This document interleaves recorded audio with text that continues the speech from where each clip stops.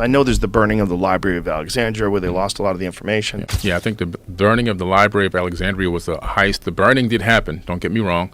The burning of the Library of Alexandria is often seen as a tragic loss of ancient wisdom, but some theorists suggest it was a calculated cover to seize its secrets, now hidden in the Vatican archives.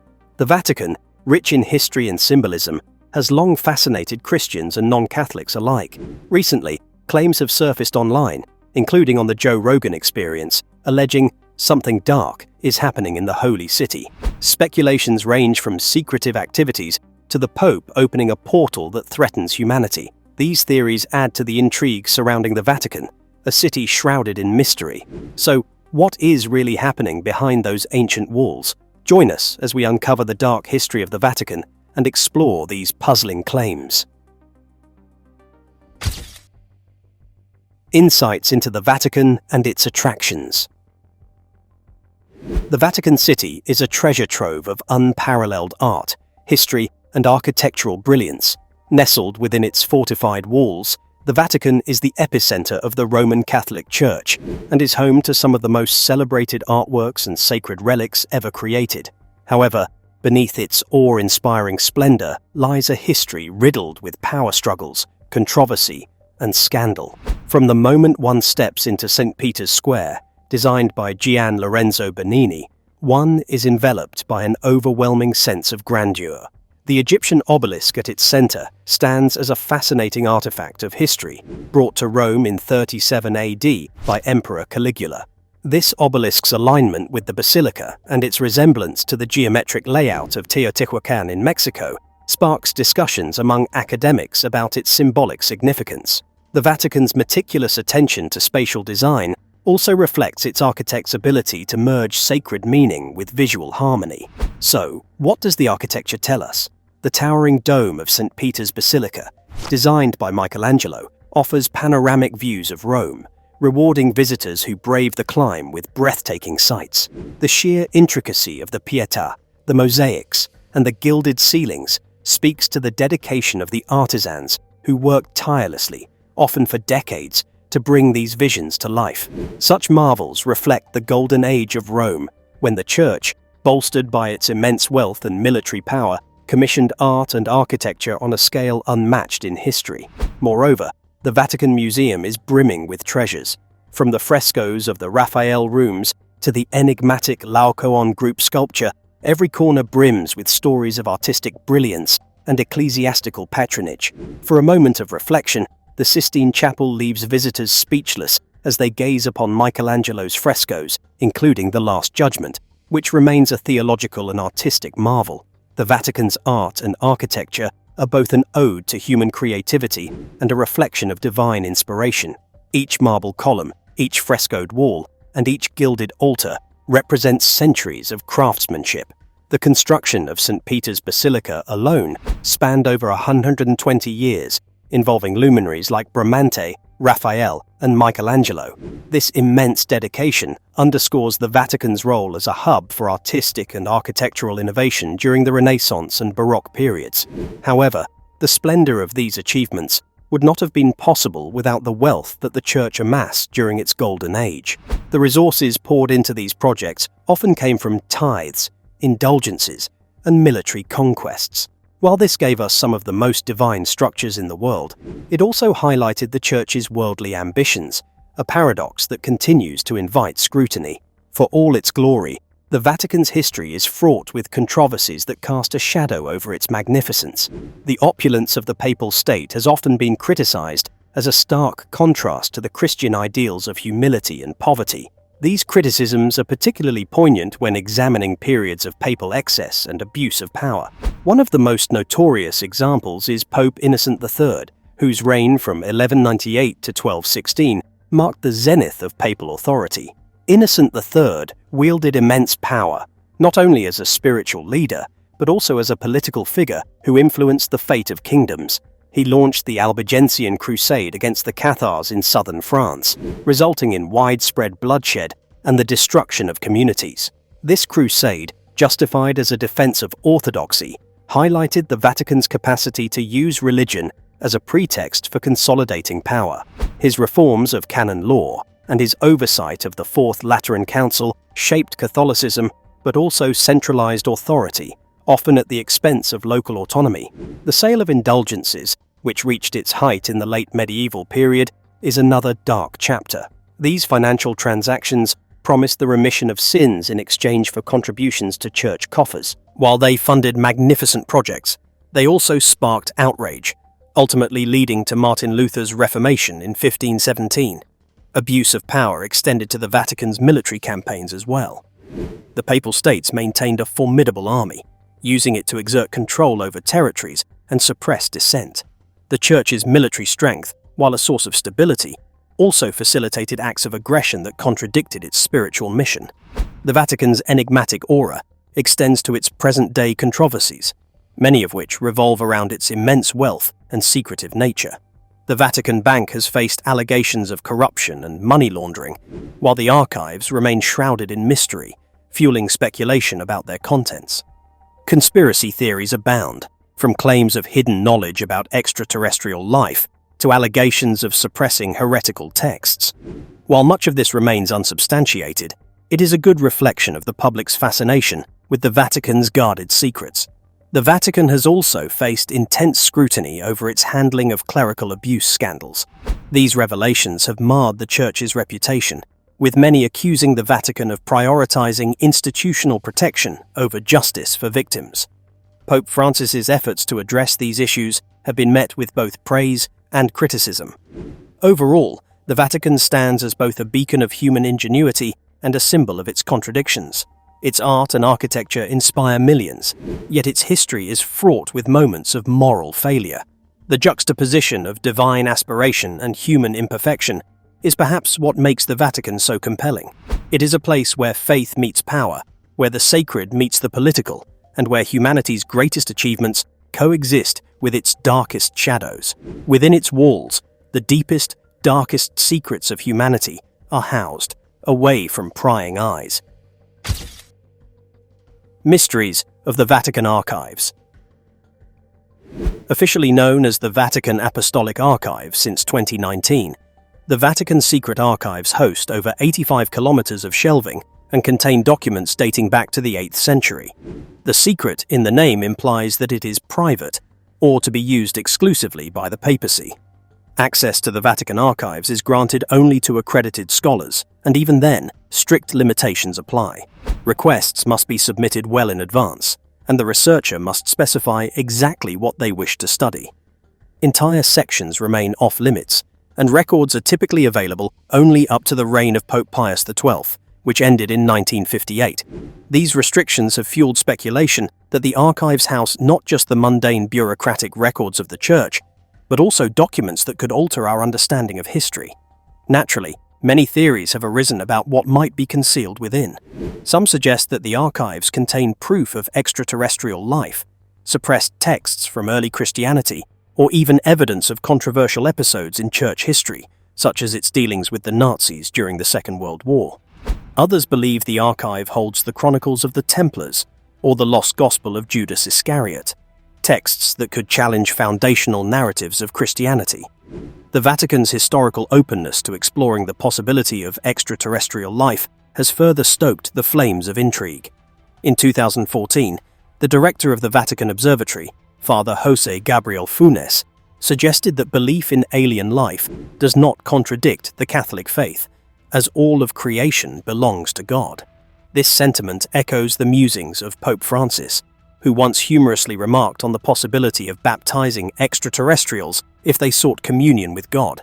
Such statements, while theological in intent, have been taken by some as evidence that the Vatican knows about alien existence.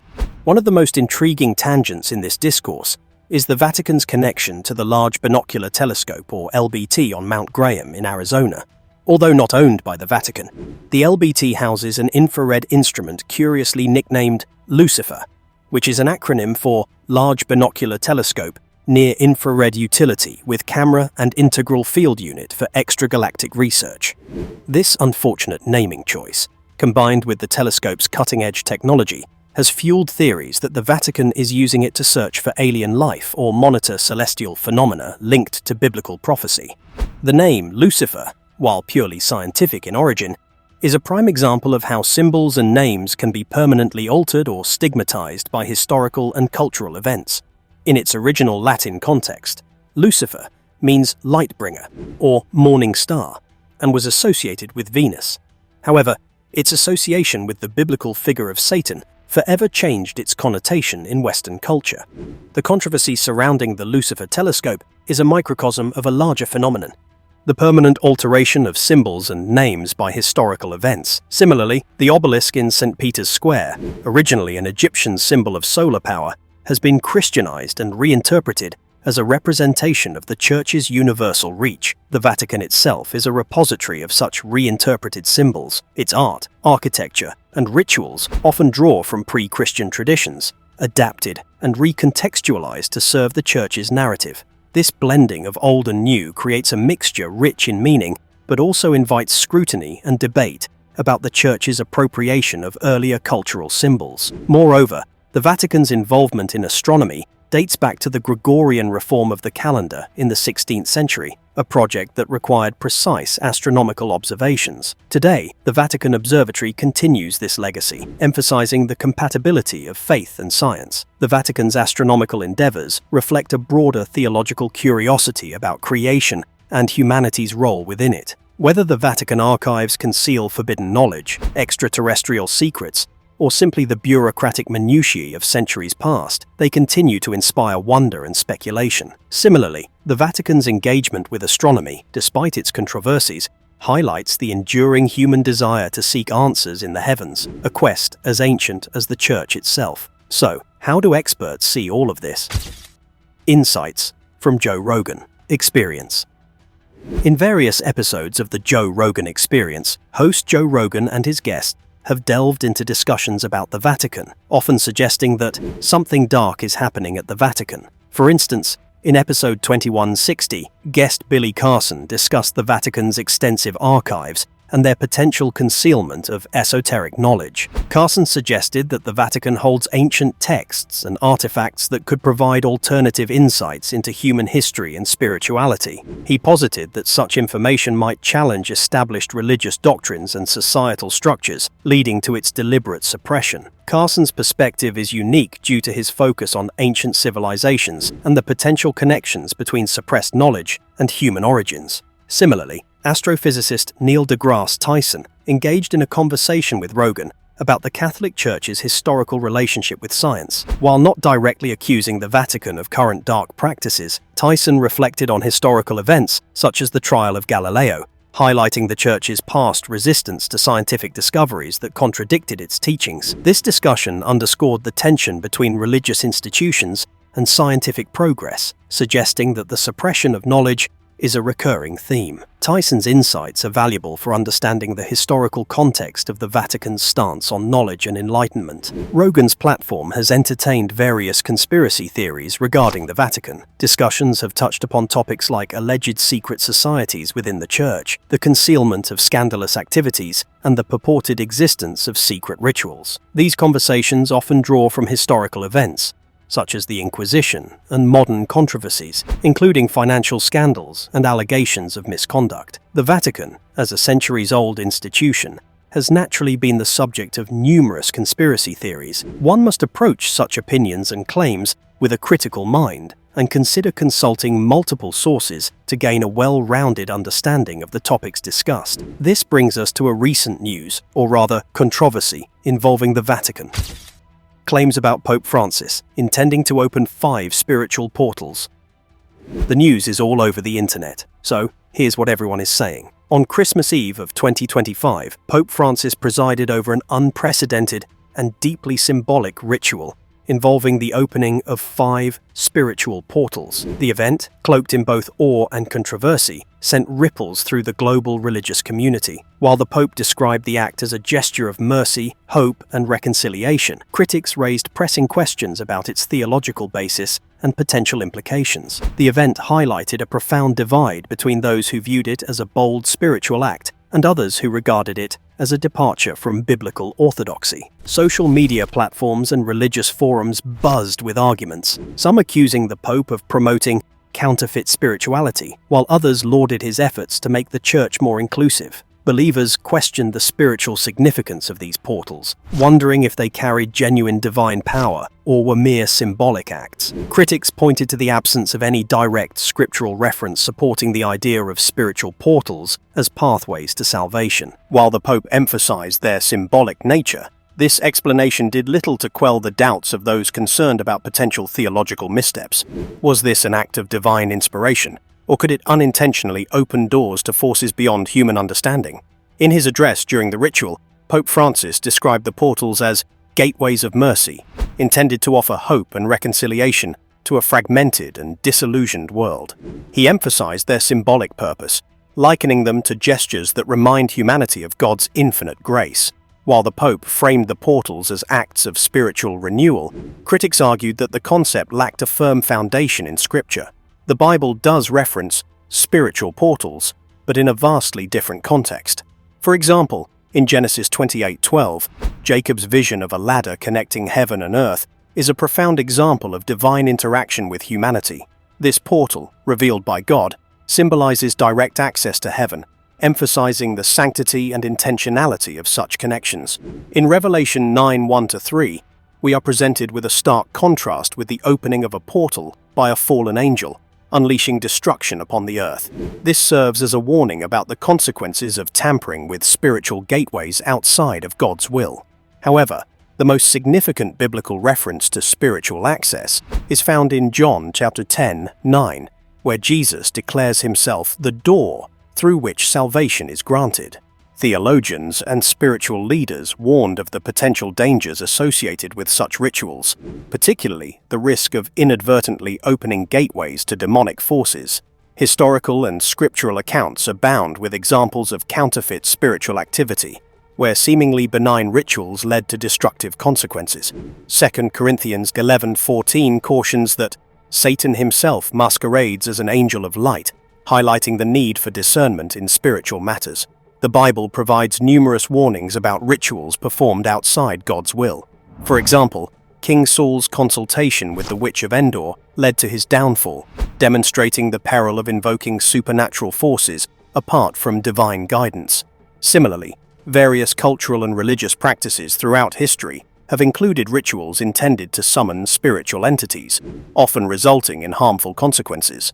In light of these warnings, some critics argued that Pope Francis's ritual, while well-intentioned, risked crossing into dangerous territory. By invoking imagery and actions not rooted in Scripture, they feared it could lead to confusion among believers and open the door to spiritual harm. The controversy also reignited discussions about the power and potential misuse of symbols in religious practices. Throughout history, symbols have played a crucial role in conveying spiritual truths, but they have also been co-opted for purposes that diverge from their original intent. The introduction of symbolic portals raised concerns about the potential for misinterpretation or misuse, particularly in an era where spiritual discernment is often lacking. The context is equally important. Christmas Eve holds profound significance as a celebration of the birth of Jesus Christ, a time revered for its spiritual symbolism of light piercing the darkness. For Christians worldwide, it marks the arrival of hope, redemption, and the promise of salvation through Christ. The imagery of light is central to this sacred time, reflecting Jesus as the light of the world, a beacon of truth and life, dispelling the shadows of sin and despair. However, concerns arise when contemporary rituals and practices are juxtaposed against this sacred context, particularly those seen as contradictory to the essence of Christmas Eve. Rituals perceived as invoking alternative spiritual themes risk creating confusion among believers, potentially undermining the message of salvation central to this holy celebration. One key concern lies in the potential for such rituals to offer a false sense of spiritual security. Events incorporating symbols, language, or practices that echo themes of spiritual portals or gateways often promise enlightenment, empowerment, or access to hidden knowledge. However, these can conflict with Christian doctrine, which emphasizes that salvation comes solely through Christ.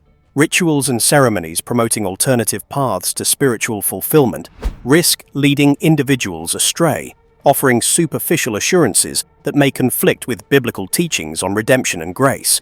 The modern trend of associating portals with rituals, concerts, and public spectacles has become a curious phenomenon. For instance, the 2016 opening ceremony of the Gotthard Base Tunnel in Switzerland featured rituals interpreted by some as occult symbolism, sparking debates about the underlying messages such displays convey. Critics argue that such trends trivialize or distort spiritual concepts, potentially normalizing practices rooted in esotericism or ancient mysticism, while advocates claim they celebrate cultural heritage or artistic expression. Historical and contemporary examples of portals unleashing negative spiritual forces further heighten these concerns. Stories of ancient altars or gateways used to summon deities or entities abound in mythology and folklore. The Tower of Babel narrative, for instance, describes humanity's attempt to reach the heavens, interpreted by some as an effort to breach spiritual boundaries outside God's will. Similarly, ancient Near Eastern and Mesoamerican cultures built ziggurats and pyramids believed to connect the earthly and divine realms. Critics of such practices in antiquity often viewed them as blasphemous. In more recent times, conspiracy theories surrounding spiritual portals and their potential societal influence have gained traction. The Large Hadron Collider, or the LHC at CERN, for instance, has been a frequent subject of such theories. While the LHC is a scientific tool designed to study particle physics, some speculate that its experiments could inadvertently open interdimensional portals, invoking apocalyptic scenarios. The prevalence of theories about spiritual portals across cultures and religions underscores the universality of this concept. Hinduism speaks of chakras as energy centers connecting the physical and spiritual self, while Buddhism emphasizes meditative states as pathways to enlightenment. In African and Afro-Caribbean traditions, rituals invoking spirits often involve thresholds or gateways, considered points of entry for divine or ancestral beings. These practices highlight humanity's shared yearning to connect with the transcendent, yet they also reveal the diversity of interpretations and methods employed. In the Old Testament, altars were often sites of divine encounters, as seen in Jacob's vision of a ladder connecting heaven and earth. Conversely, forbidden rituals invoking demonic entities were condemned, such as the worship of Baal or Molech. The tension between divine and demonic gateways continues to resonate in modern discussions about spiritual portals. However, the Christian message remains clear. Jesus is the ultimate and only pathway to salvation. Any deviation from this central truth risks obscuring the light of Christ. So, how can any of this happen in the Vatican? Well, before we answer that, let's see why critics have a reason to doubt the papacy. History of the papacy's involvement in unorthodox practices. While the Catholic Church and its popes are often seen as moral and spiritual guides, historical accounts reveal a darker side, with some pontiffs indulging in unorthodox acts, controversies, and, in extreme cases, actions perceived as demonic or heretical. One of the most bizarre and unsettling episodes in papal history is the Cadaver Synod of 897 AD. During this grotesque event, Pope Stephen VI exhumed the corpse of his predecessor, Pope Formosus, and placed it on trial for perjury and violating canon law. The decayed body was dressed in papal vestments, seated on a throne, and interrogated. Found guilty, Formosus's corpse was mutilated and cast into the Tiber River. The macabre spectacle was seen by many as an act of madness or even demonic influence, tarnishing Stephen VI's legacy. His tumultuous reign ended violently when he was imprisoned and later strangled. Many claim that this fate was divine retribution for his ghastly deeds. Pope Sylvester II, who reigned from 999 to 1003 AD, was a learned scholar and mathematician, yet his intellectual pursuits earned him accusations of necromancy and dealings with the devil. Sylvester II introduced Arabic numerals to Europe and was credited with creating mechanical devices, such as a talking bronze head that could supposedly predict the future. Legends claimed he had made a pact with Satan to achieve his intellectual prowess and rise to the papacy. Despite these accusations, his contributions to science and education were significant, though his death was accompanied by stories of repentance and self-mutilation to atone for alleged sins. The papacy of Benedict IX, spanning multiple terms between 1032 and 1048, stands out as one of the most scandalous in church history. Benedict IX was accused of debauchery, including hosting orgies in the Lateran Palace and engaging in acts of witchcraft. St. Peter Damian described him as a demon from hell disguised as a priest. Benedict IX is infamous for selling the papacy or stepping down in exchange for money, only to reclaim it later, a shocking act that underscored the corruption of the era. His sordid reign became a symbol of how far the Church had strayed from its spiritual mission. Pope Honorius I, who reigned from 625 to 638 AD, was posthumously condemned as a heretic for supporting monothelitism, a doctrine that claimed Christ had only one will rather than two, divine and human. The Third Council of Constantinople declared him a heretic, stating that he had polluted the purity of the Church. Similarly, Pope John XXII caused a crisis in the 14th century by asserting that souls would not see God until the Last Judgment, contradicting the Church's teaching on the beatific vision. His controversial stance drew widespread condemnation, and he recanted on his deathbed. Unorthodox acts extended beyond theology to rituals and alleged occult practices.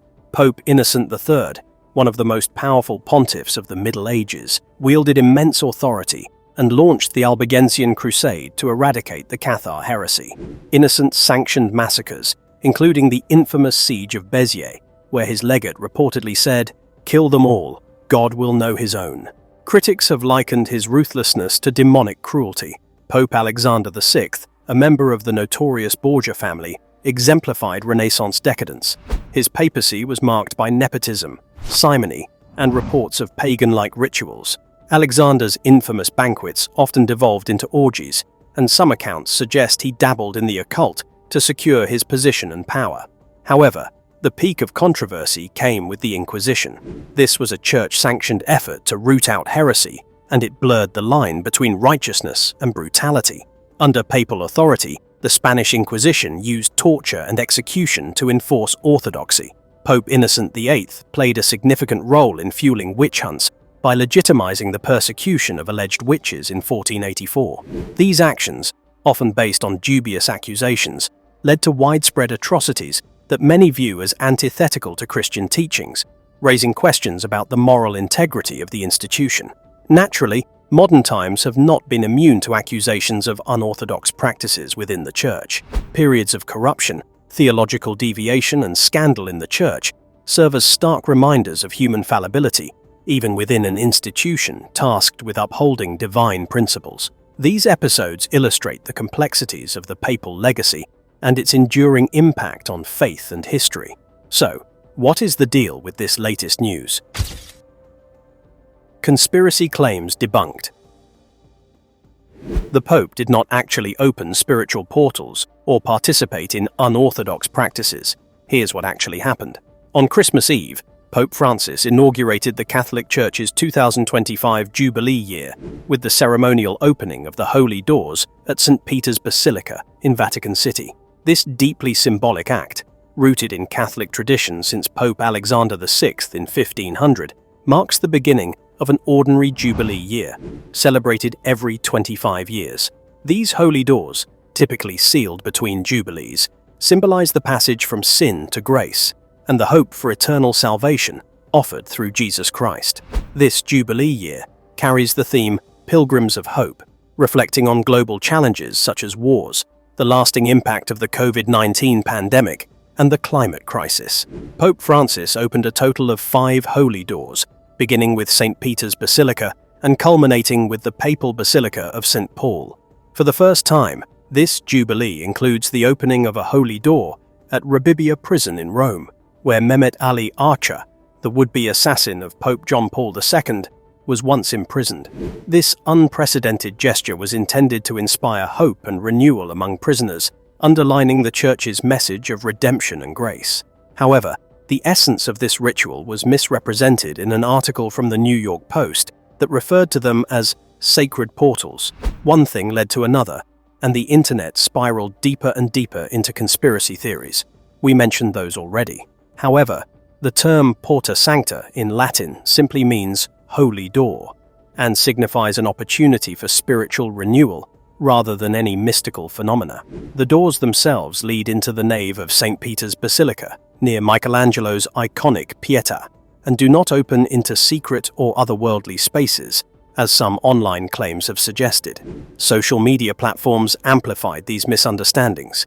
For instance, a TikTok post questioned the Pope's intentions, while another user speculated on how a cameraman accessed the area inside the Holy Door, mistakenly believing it led to an untouched room. In reality, the Holy Door is accessible and positioned near the basilica's main entrance. There are no hidden chambers involved. Adding to the conspiratorial chatter was the claim that the Vatican live-streamed the so-called Tomb of Lucifer beneath its grounds. This misunderstanding appears to stem from references to Saint Lucifer of Cagliari, a 4th century defender of Trinitarian doctrine, whose name predates its later association with the devil. A tomb inscribed with Lucifer in the Vatican necropolis is unrelated to any diabolic figure. The Jubilee also introduced a unique mascot named Luce, an anime-inspired character symbolizing light and pilgrimage. Despite her benign intention, some critics falsely linked her name to Lucifer, ignoring its etymological roots in the Latin word for light. The Jubilee year of 2025 exemplifies the Catholic Church's commitment to fostering spiritual renewal and addressing the pressing challenges of modern times through a lens of hope, unity, and faith. Well, that's it for now. Thanks for watching. Did you like this video? If you did, please consider liking, dropping a comment, and hitting the subscribe button so that you don't miss out on our new uploads. Also, don't miss this video you see on your screen right now. It's truly unbelievable.